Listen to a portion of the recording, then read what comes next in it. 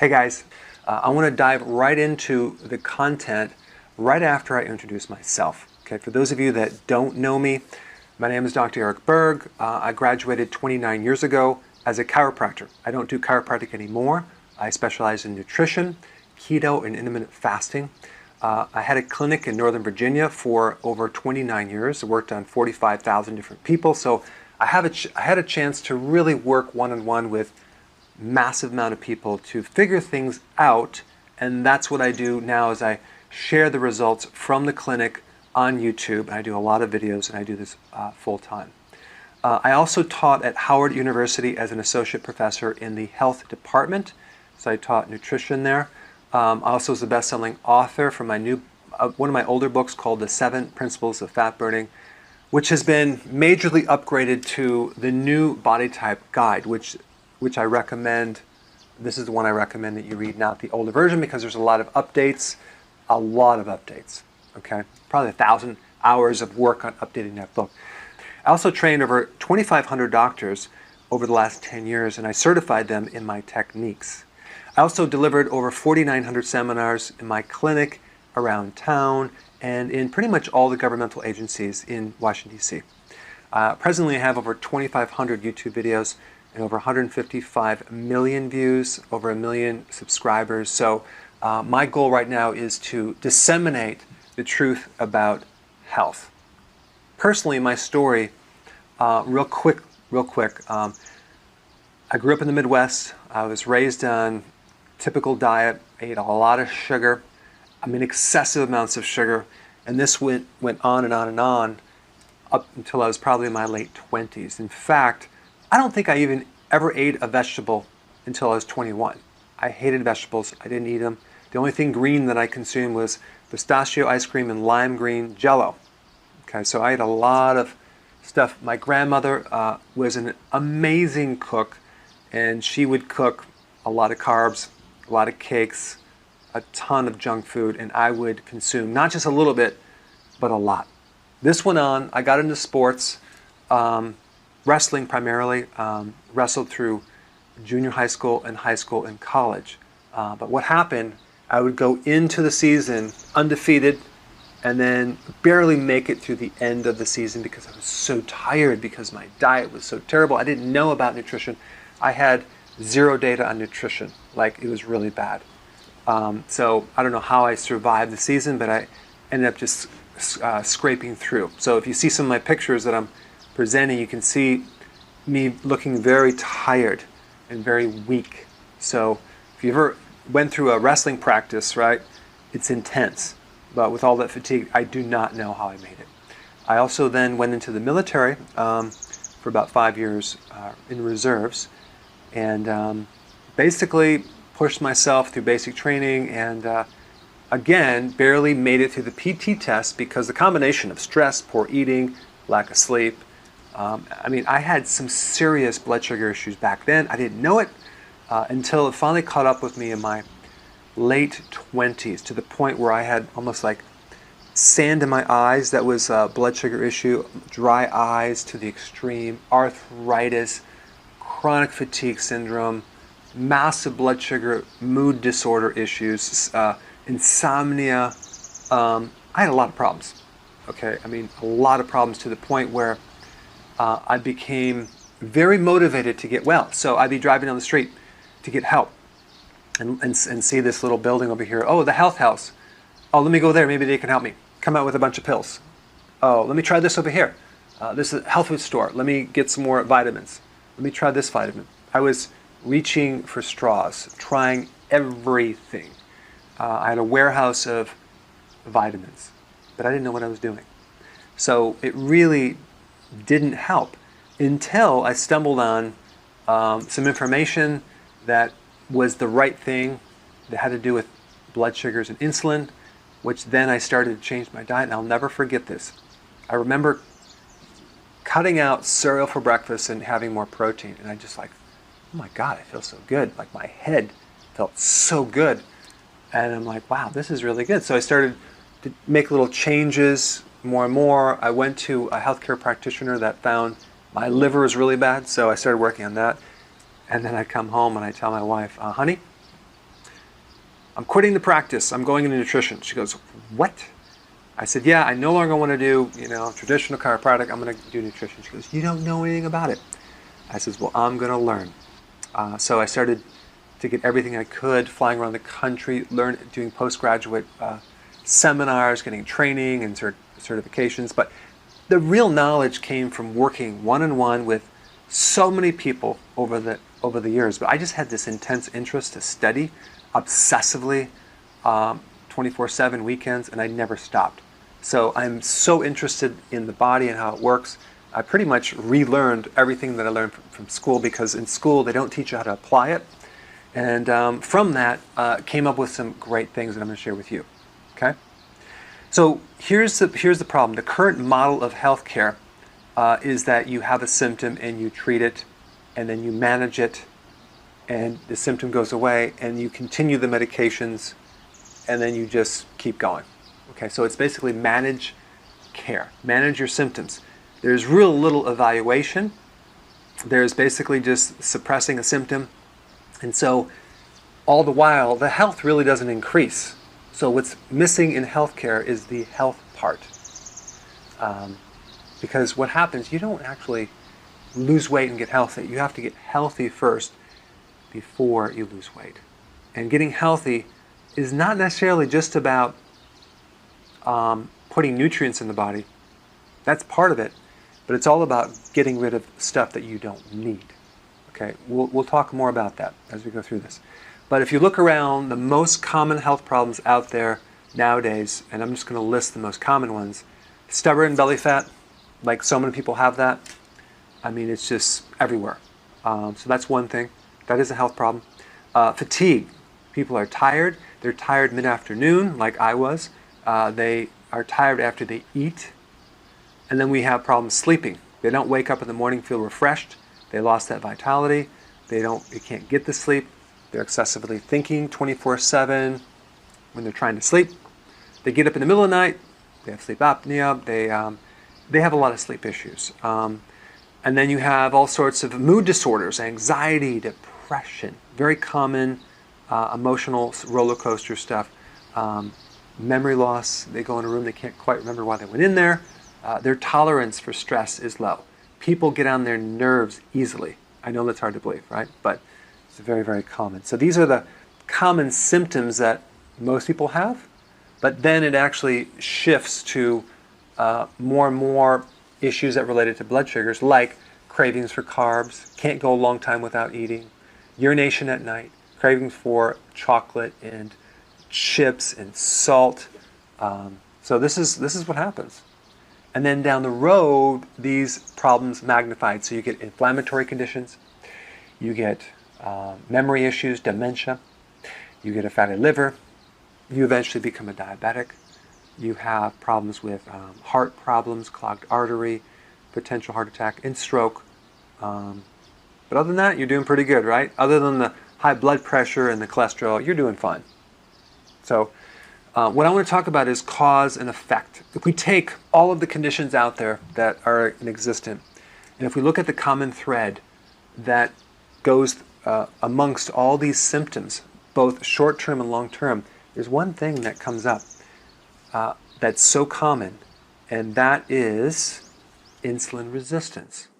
Insulin resistance. So I want to talk about that, because if you don't know about this, I would definitely pay attention, because this is the main culprit. This is the cause of all these issues. And if you understand it, you can quickly, rapidly reverse it and improve your health way, way more than anything else. Way more than taking a vitamin, way more than exercise. So it's all based on this one thing, insulin resistance. Now, what is it?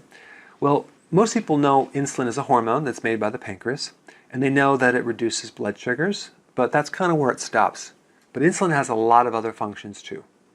But typically at this point, I just want to let you know it reduces blood sugar. So if you eat sugar or carbs, your blood sugar goes up, insulin kicks in there, and it brings it down.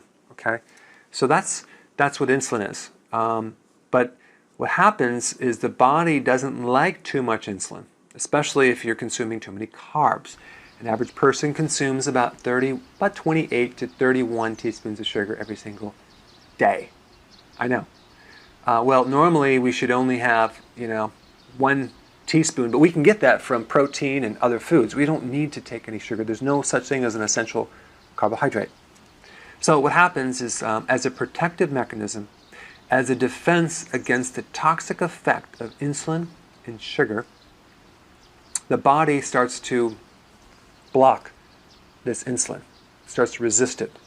So what happens, it goes into the cell and then it's not received properly. So it's kind of like if you talk to someone and they're just talking too much and they won't shut up. They just go on and on and on. You're going to phase them out. But when you stop listening to them, they keep talking. They'll keep talking more and more, right? So that's what happens with insulin resistance. When that insulin, too much communication goes in the cell and it's toxic, the body blocks it, but then there's no feedback to let the pancreas know to turn off the insulin. So the pancreas makes more and more and more insulin. Okay? So that's what happens. So an average person that has insulin resistance has basically 5 to 7 times more insulin than a normal person. So this is not good. So we have the situation where we have a lot of insulin, but it's not working in the body. Not a good combination, okay? Because one of the purposes of insulin is to help fuel the cell. And if the cell is blocked and you starve the cell of fuel, it starts craving things. Okay, it starts craving and it can't do its work, it becomes weak, and it creates a lot of other issues. So what the body does is it tends to recruit sugar from other sources, like stored sugar in the liver, for example. So the body will start using up that sugar. Okay, especially the brain. The brain demands like most of the sugar in the body. It needs a certain amount of sugar. So in the blood, if there's not enough sugar, because there's a problem with insulin, because it's unavailable, the brain suffers first, and that's why people have a lot of cognitive issues. They have 2 things. One is cognitive issues, which is memory, concentration, focus issues, and then they have actual memory, going in a room they can't quite remember when they went in there, and then they have mood disorders. Okay, so their mood starts to go down. Grouchy, irritable, angry, anxiety, depression, and even anything with the head, like headaches. That's a blood sugar thing. It's a total blood sugar thing. It's insulin resistance. That's what it is.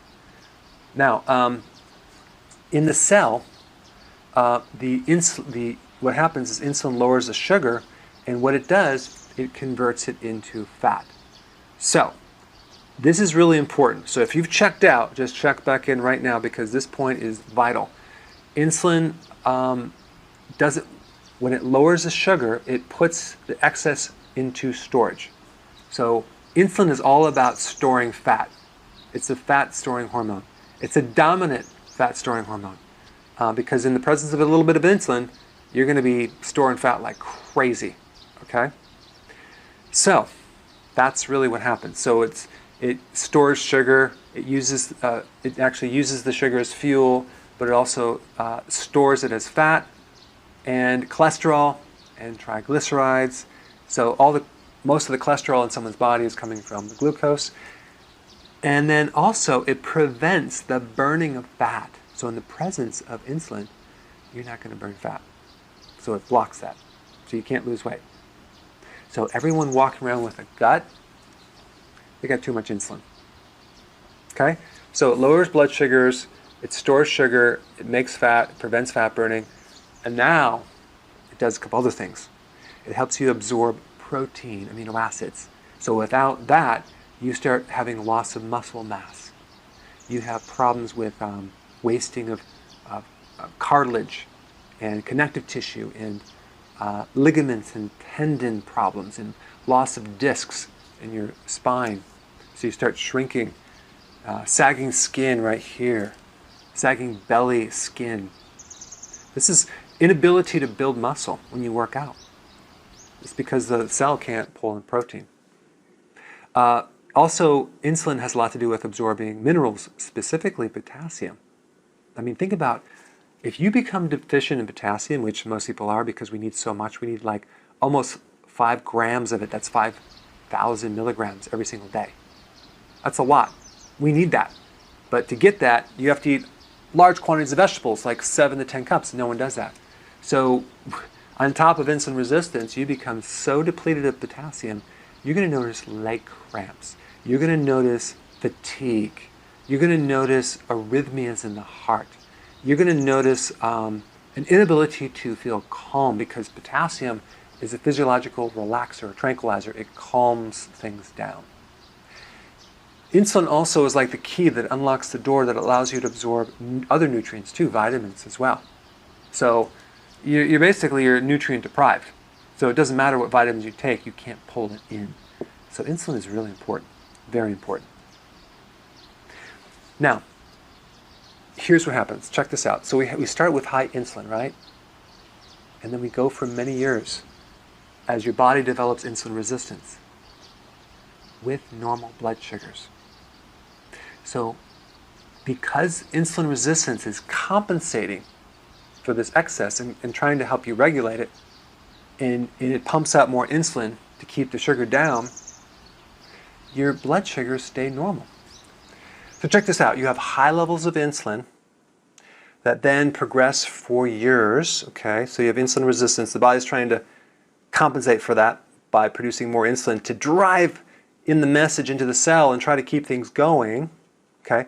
But we have normal blood sugars for decades, okay? So now, eventually, the cell loses its power and its ability to compensate, and now it's, for some reason, stops putting out more insulin, can't compensate anymore to keep up the demand, and now the sugars start going up. Sugars go up, and that's when you get diabetes, okay? So that's the mechanism. But here's the thing, the doctors never, ever, ever test fasting insulin, because if they did, they would have caught this a long time ago. Now, in this process, some people, like myself, don't just go right to high sugar. They first go to low sugar. It's called hypoglycemia or low blood sugar.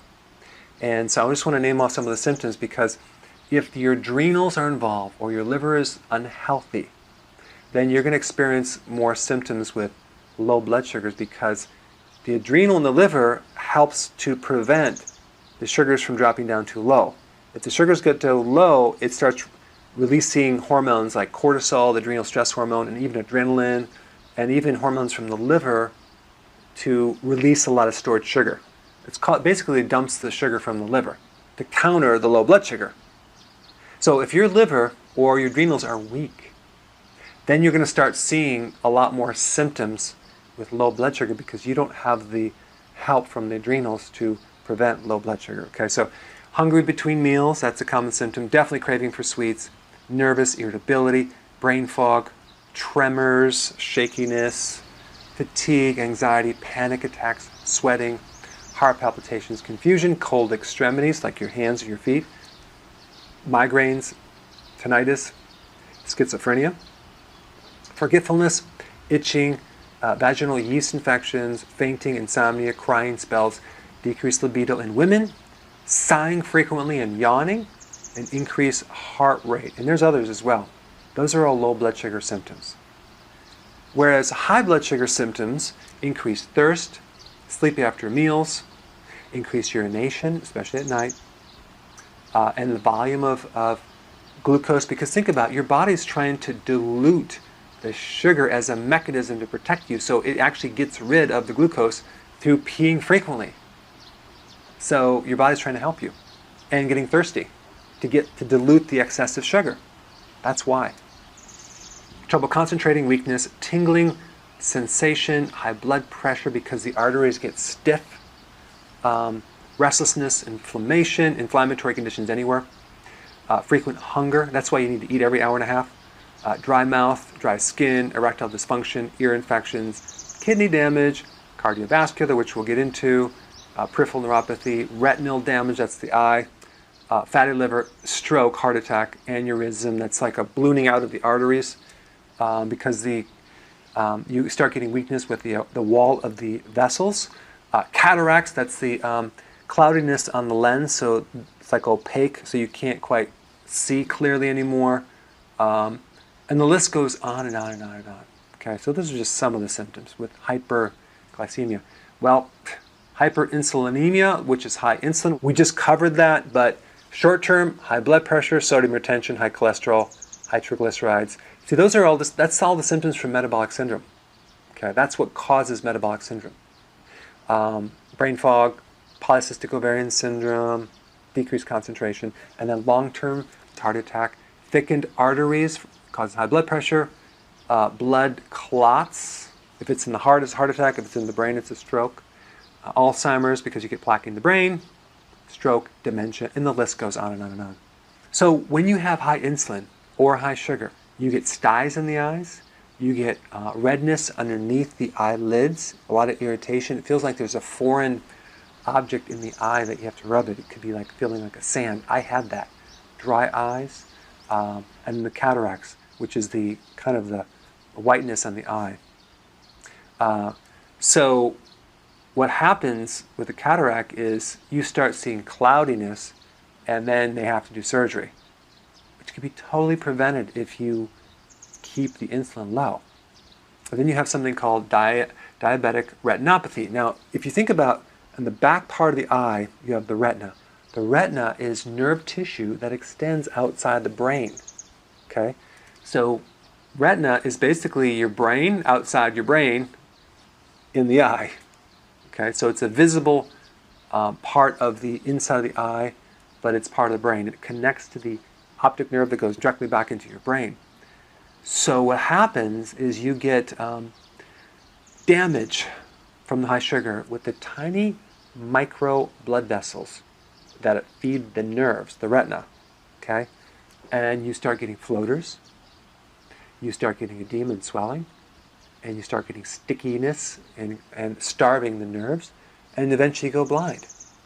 That's the leading cause of blindness in diabetics is diabetic retinopathy. Retina means disease of the retina, okay? So you get all these issues, and it's very, very common, and you start getting blurred vision.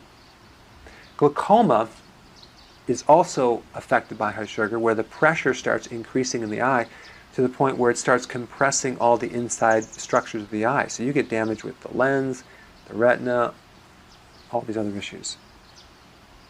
You get dry eyes. I had that, okay? And the tear ducts tend to dry up, and the eyes just become very brittle, and they tear and they rip, and you get corneal erosion. Yeah, a lot of issues. Now, in the feet, the bottom of the feet, in the toes and the fingertips, you get something called peripheral neuropathy, okay, which is damage. It's the microvascular damaged blood vessels that supply the nerve. So then the nerve dies, and so the first symptom is pins and needles, tingling, burning, pain. Then it goes to numbness. Then it goes to necrosis, which is dead and dying tissue, and we call that gangrene. And it starts spreading with the toes, so they chop off the toe, and then the foot. I mean, it's insane, completely unnecessary.